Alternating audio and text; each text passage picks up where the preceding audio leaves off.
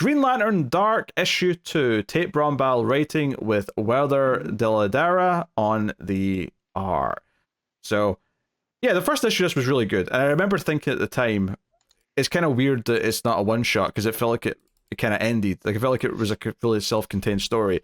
But this did take things forward. It further elaborated on how the world went dark in the first place, because we're in this sort of post-apocalyptic world that is not eternally dark, because there is still a daytime period, but it's much shrouded in darkness.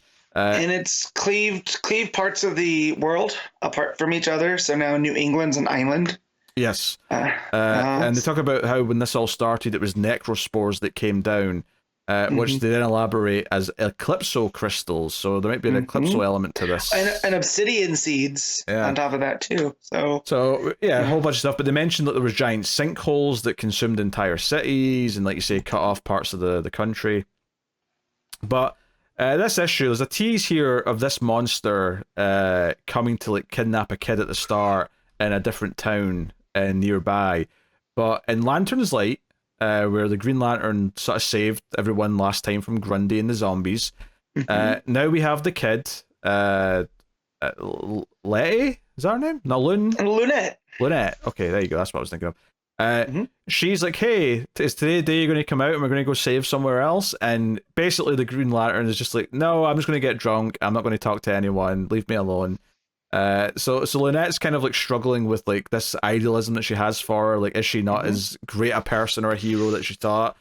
But the story really gets going when this woman and a few others come in begging for help, looking for the Green Lantern, because they've heard tales of the Green Lantern saving this town, and they've got a problem where they've got a monster in their town that kidnaps children after dark. But it's starting to get worse, where it's like breaking into homes. Like, it used to be fine as long as you were home when night fell, it would leave you alone. It was like a deal they had with the monster. But now it's taking kids anyway. So that this woman has a baby on her back, but has lost her son. That's the son that went, missing at the start of the issue. And that's when our Green Lantern comes in and doesn't really want to get involved, is trying to get out of it. But Lunette makes a bit of a speech. The mother makes a bit of a speech.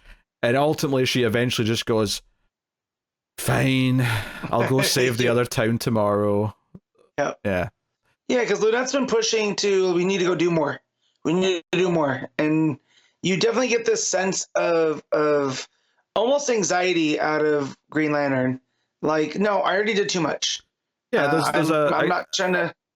Yeah, there's a great sense of reluctance, right? Like this pressure to be a hero is not something she wants in any way, shape, or form.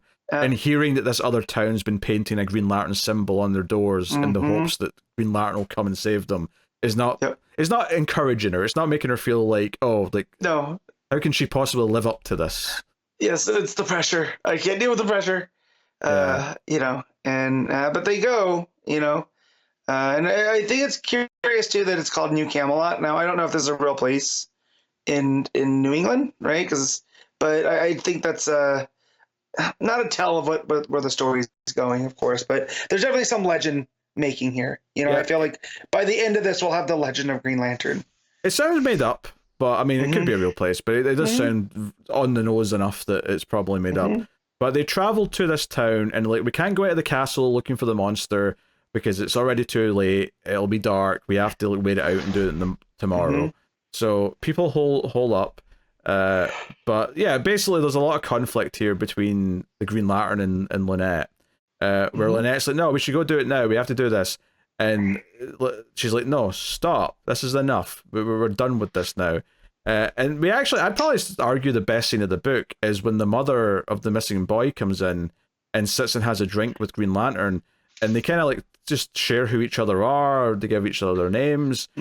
And basically, when Green Lantern describes how she's feeling about all this, she just kind of laughs and says, you're talking about motherhood. You've been burdened with this kid who looks up to you, and you don't know if you can live up to her dreams and hopes. You're talking about being a parent. That's what you are right now.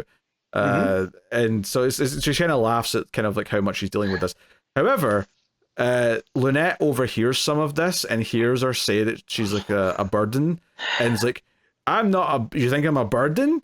yeah, I'm not a kid. I'm not a burden. You don't have to coddle me because my mum died, which happened in the first issue. So Yeah. like it's a whole big dramatic bit where she gets really mad at her, and the Green Lantern doesn't know how to like respond. She's very awkward about it. And she ends up getting mad and says like, I know I'm not the hero you want. I know I never wanted to be a Green Lantern, right? So yeah, there's definitely some like, to go back to what the mum said is like, yeah, this definitely sounds like a parent who's arguing with a kid who was in an accident and didn't want to be a parent. I never wanted you either. I was like, oh man. Yeah, super rough. And as they're having this big fight where a monster like tears the roof off the place and kidnaps Lynette, like so our main kid is taken. So now our hero. So it's classic storytelling in a lot of ways. It's just like the reluctant hero, the character who they're trying not to bond with, they've obviously bonded with, and the fact that Lynette's believed in her is going to motivate her to go and save her. So it's typical stuff, but it's really effective because like Tate Brombell's done such a good job of making this main Lantern character, like, it's not just a refusal to answer the call. Like, every step of the way, she's not wanting to answer the call. She's not wanting to be this hero at all. But now the one person who believed in her is the one who's in trouble. So, and she feels guilty as well because of everything she just said in front of her. So, like, yeah, all the motivation is there for all of this. And then we also see Solemn Grundy wake up with like one arm crawling through wherever he died before. Yeah. To a woman character. Do you have any idea who this is? It feels like it might be Ivy. It could be. Because she's surrounded by plant life and yelling at Grundy, who we know is associated with plants and whatnot, and he was kind of this undead of the darkness. But she's all bathed in light, so it's almost like, what's the deal here? Like, she's definitely not part of the darkness, but they seem like they're on the same side. Yeah, she says it's perhaps times to remove the Green Lantern from her body. I guess I never really thought of Ivy because she's wearing like an orange dress, which is just not what I think of when I think... she's not dressed like Ivy normally is. No. But yeah. But definitely there's a flower aspect. There's some hair. Yeah, and obviously... In Grundy, when he's crawling in the ground, a lot of green, like, I guess you could read that as the green's popping up around him, rather than he's crawling into, like, a field. So, yeah, that would definitely suggest Poison Ivy stuff. Yeah, so, yeah. It says, the Green Lantern bit back this time and went and grew a spine. So, yeah, I'm thinking Ivy, but it could literally be anything. This is a different universe, right, where things work differently, so maybe this is just... that version. I mean, it's literally labeled as an Elseworld, so yeah, they're definitely going with like full Elseworld stuff. That said, though, the more they're fleshing out the backstory of what happened and bringing up Eclipso and Obsidian and all that, it's like, okay, there's definitely a lot of things at play that are. So I'm curious to see what the backstory of the character is, because I'm sure we're going to get to that at some point before the end, and how she ended up with it. I just looked, and only up through the third issue is solicited, so I think there's only 3 issues. That's possible. It may be 4 because it's every other month. Okay. So there might be a 4th. Okay. I think there's maybe a 4th one solicited for April. So maybe it hasn't been solicited yet. Yeah. But yeah. So at least look at your comic. Because issue 3 would be February. Issue 4 would be April, presumably. Because I don't know why I think 4, but I'm sure I heard 4 at some point. Okay. But yeah. So I try to look ahead. So maybe we'll get into a little bit because it seems like there's some familiarity with Green Lantern and whoever this Ivy-esque person is. So, but yeah. Yeah. No, I mean, I think I really like the oppressive feel of the world. It really felt like a hard to imagine type of post-apocalypse in that first issue, and the idea that the Lantern's light would actually bring hope to everyone. Reluctantly as it may have been, like, I really like the atmosphere in that issue quite a bit, and I think this issue continues a lot of the things I liked. I like the reluctant attitude that she still has, the conflicting with the kid who idolizes her, and maybe the kind of the and failing her might motivate her to become the hero that the kid wanted her to be in the first place, even if she doesn't realize it. There's some really good classic storytelling stuff going on here that I think works quite well, and even her brother trying to like sort of calm her down and not really succeeding is quite a nice little touch as well.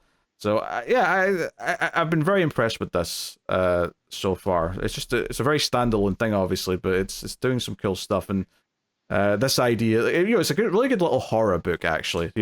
Between the zombies in the first issue and then this big monster that's coming and stealing kids in the town, there's some good horror movie style moments. So yeah, it's good. What are you giving Green Lantern Dark? I'm gonna give this 8.5.